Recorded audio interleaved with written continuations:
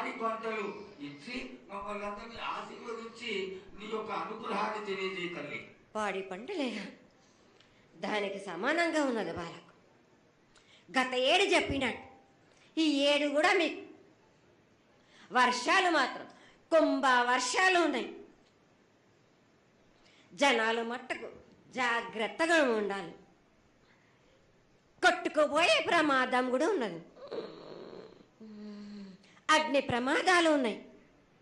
కుంభ వర్షాలు ఏడేడు కాదు, ఈ ఏడు భారీగా ఉన్నాయి.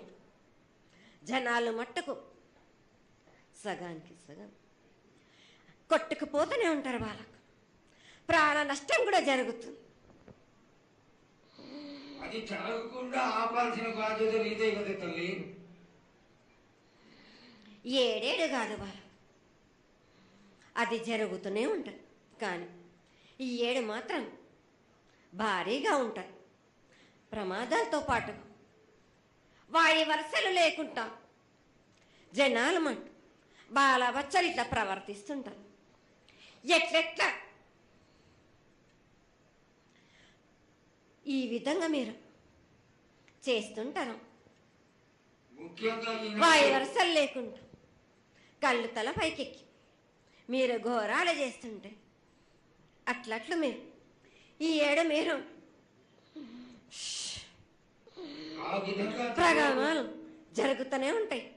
ప్రాణ నష్టం కూడా జరుగుతూనే ఉంటాయి. వాళ్ళని మాత్రం నేను మాత్రం వదిలిపెట్టాను. నేను ఈ ఏడు నాకు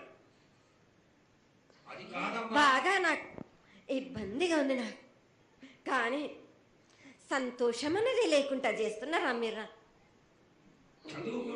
ఎంత విధంగా నేను మీరు మట్టుకు సరిపెట్టుకుంటున్నాను అనుకుంటున్నాను.